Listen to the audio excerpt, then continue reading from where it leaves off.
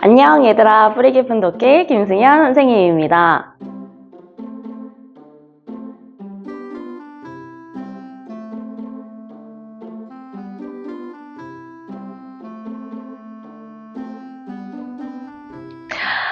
얘들아, 우리가 어느새 고전이라고 하는 이제 책을 읽은 지 벌써 2주가 지났습니다. 그래서 오늘은 이제 세 번째 책을 읽어볼 차례인데, 어떻게 보면 본격적으로 우리가 고전 문학, 그 중에서도 이제 소설에 접했다고 생각하시면 될 것 같아요. 그래서 이번에 읽을 내용은 좀 여러분들이 더 흥미를 가질 만한 아주 재밌는 이야기입니다. 바로 홍길동전입니다. 아마 여러분들이 이제 짧은 내용으로는 이미 읽어본 친구들이 있을 것 같거든요. 그래서 되게 흥미진진한 내용이야. 막 이제 도술도 막 부리고요. 그쵸? 이제 뭐 이미 뭐 이제 반쯤 읽은 친구도 있겠지만 뭐 막 나쁜 악당도 물리치고, 그래서 아마 제 생각에는 그때 당시에 엄청 인기가 많지 않았을까 뭐 이런 생각이 드는데요. 이 홍길동전을 다만 더더더 재밌게 읽으려면 여러분들이 미리 알아두면 좋을 게 있어. 그게 바로 조선의 신분제도입니다. 이제 거기 보면요, 막 아버지를 아버지라 부르지 못하고 형을 형이라 부르지 못하는 소인의 마음이 뭐 이런 이제 막 엄청 구구절절한 이제 홍길동의 마음이 드러나는 구절이 이제 나오거든요. 근데 이제 그런 내용이 왜 나오는 걸까 이해를 하면서 읽으면 더 재밌잖아요. 그래서 선생님이 오늘은 조선의 신분제도에 대해서 한번 설명을 해드리려고 합니다. 근데 이제 이미 우리 옛날에, 그러니까 한 근자감 22번째 이야기 즈음이었을 거야. 그러니까 조선의 신분제도를 선생님이 이미 정리해준 이제 적이 있거든요. 근자감 영상에서. 그래서 일단 혹시 기억이 안 나는 친구가 있을 수도 있고 또 처음 듣는 친구도 있을 수 있으니까 잠깐만 그때 그 영상을 보고 다시 돌아오도록 합시다. 자, 오늘은 이것과 관련해서 얘들아, 조선시대에 들어왔으니까 조선의 신분제도에 대해서 한번 좀 살펴볼 겁니다.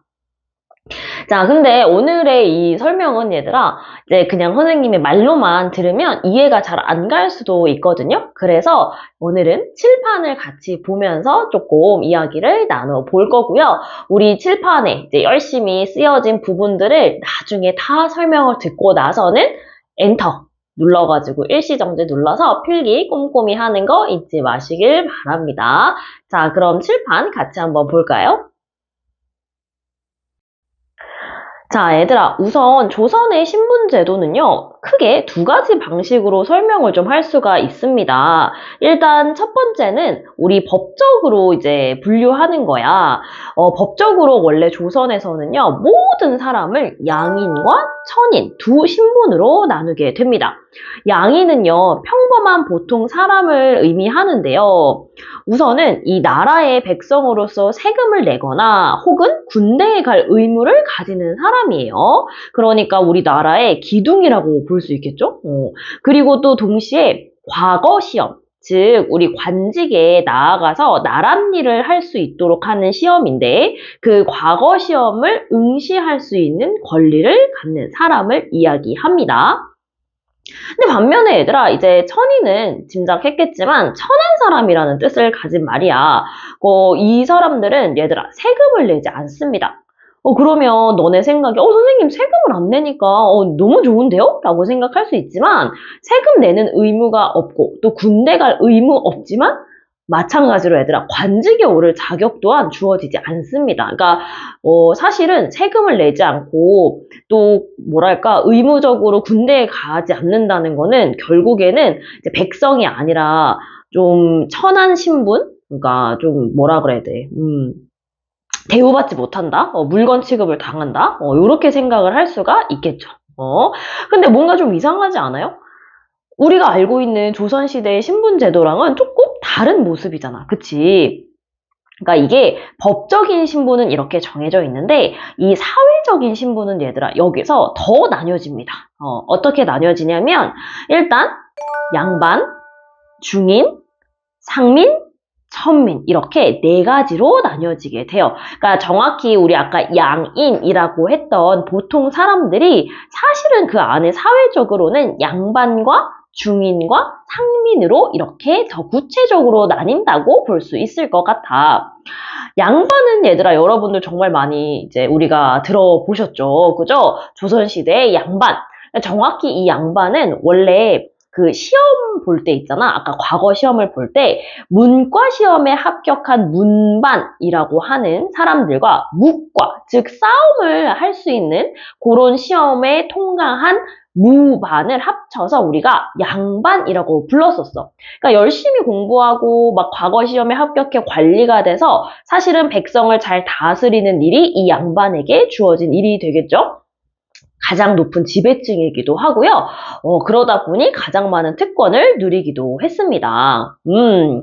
그래가지고 얘들아 우리가 양반 하면 떠오르는 이미지가 막 비단 옷에 갓을 쓰고 뭔가 드라마 같은데 보면 이리 오너라 뭐 이렇게 이야기하는 이제 그런 이미지가 막 떠오르게 될 거야. 자, 그 다음에 우리 중인이라고 하는 이제 계층은 요즘으로 따지면요. 뭐 통역하는 통역관, 병을 치료하는 의사, 그리고 그림을 그리는 뭐 화원이라든지 화가 요즘으로 따지면요. 또 뭐 날씨나 아니면 시간을 재는 그런 천문관, 이런 전문직을 하는 사람들을 이제 뜻했어. 지금으로 보면 누구나 인정하는 완전 엘리트 집단이잖아요. 의사가 되려면 공부를 얼마나 열심히 해야겠어, 그치? 근데 아주 희한하게도 조선시대에는 이런 전문적인 지식이나 기술을 은근히 얘들아 조금 업신여기는 경향이 있었거든요. 왜냐면 그때 당시에는 사실은 성리학 공부를 아주 열심히 해서 나랏일을 하는 게 가장 좀 훌륭한 일이라고 생각을 했기 때문에 그래요. 그래서 아까 설명했듯이 우리 양반이 하는 일, 가장 높은 지배층이 하는 일이 이제 시험에 합격을 해서 결국에는 관리가 되고 또 나랏일을 돕고 백성을 잘 다스리는 그런 역할을 하게 되는 거였겠죠. 자, 그리고 가장 이제 신분이 높지는 않지만 얘들아 이 나라에서 정말 중심이 되는 이제 사회적인 지위를 가진 사람들이 있는데 그 사람들이 바로 상민이야. 그러니까 실제로 얘들아 이 신분 중에서 가장 수가 많았던 게 상민이거든요. 그러니까 그 안엔 누가 들어있냐면 우리 농사를 짓는 농민도 있고요. 물건을 열심히 만들어 파는 수공업자도 있고요. 또 물건을 사고 파는 상인도 바로 이 상민에 속하게 됩니다. 법적으로는 사실 양인이기 때문에 관직에 오를 자격이 있기는 한데 그러니까 먹고 사느라 얘들아 너무 바쁜 거야. 그래서 실제로는 사실 그런 일은 거의 없고요. 자기가 맡은 바 일을 열심히 하면서 이제 세금을 내고 또 군대에 의무를 지는 그런 역할을 해서 나라의 기둥의 역할을 하게 됩니다. 자, 그리고 마지막으로 천인이야. 천인은 얘들아, 이게 공식적으로는 노비만 있지만요. 이제 이렇게 잘 들여다보면 무당이라든지, 아니면, 이제 악기를 다루는 악공이라든지, 그것도 아니면 우리 가축을 이제 잡는, 요즘으로 따지면 정육점이죠, 정육점. 정육점을 하는 어떤 이제 백정이라고 했어. 그때 당시에는 그런 역할을 하던 사람. 이런 사람들을 조금 천하게 여겼었어. 근데 이 말을 들으면 이제 되게 의아한 것이 아니 선생님 연주하는 악기 연주하는 사람들도 그렇고 또 이제 고기를 도축하는 사람들도 그렇고 지금 생각하면 왜 천한 취급을 받는지 모르겠어요 라고 생각할 수 있는데 그러니까 그때 당시에는 아까도 얘기했지만 얘들아 성리학이라고 하는 게 되게 중요하다고 했었잖아. 이제 그런 입장에서 보면 뭔가 생명을 굉장히 등한시한다고 생각이 드는 즉 생명을 이제 해친다고 생각이 드는 이제 백정의 역할이나 아니면 또 이제 점잖지 않게 막 이제 악기를 연주하고 뭔가 흥을 돋구는 일을 하는 악공이나 이런 사람들을 조금 천하게 여겼던 그런 생각들이 있었다. 물론 지금은 당연히 그렇지 않지만요. 그렇게 좀 이해를 하시면 되겠습니다. 자, 그래서 정리를 하자면 얘들아, 우리 첫 번째 법적인 신분과 또 두 번째 사회적인 신분이 이렇게나 달랐다. 그래서 우리가 실제로는 사회적 신분에 따라서 이 조선의 사회가 움직였다. 라는 사실을 좀 같이 기억해 두시면 되겠습니다. 자, 이 신분은 얘들아 이제 바뀔 수 있었느냐? 사실은 뭔가 큰 공을 세우거나 특별한 일이 있으면 이제 노비의 신분에서 벗어나기도 하고요. 혹은 이제 뭔가 나중에 조선 후기가 되면 조선 신분제도가 좀 흔들리게 되면서 양반의 어떤 직책을 사고 판다든지 하는 일이 있기는 있었지만 우리 조선 초기에는 어떤 사회의 질서로 얘들아 굉장히 공고하게 자리를 잡았던 신분 제도여서 이제 타고난 신분을 변화시키기는 굉장히 어려웠다라고 생각을 해 두시면 되겠습니다. 자, 얘들아, 근자감 영상은 잘 보셨나요? 이제 기억이 새록새록 나는 친구들도 있을 거고, 또 처음 보는 친구들은 조금 어려운 개념도 많았을 건데, 어쨌거나 당시 신분 계층은 4개로 나눌 수 있을 것이고, 또 각각의 이제 특징이 무엇이 있다라고 정리할 수 있었을 겁니다. 자, 여기서 얘들아, 선생님이 이제 질문을 하나만 할게요.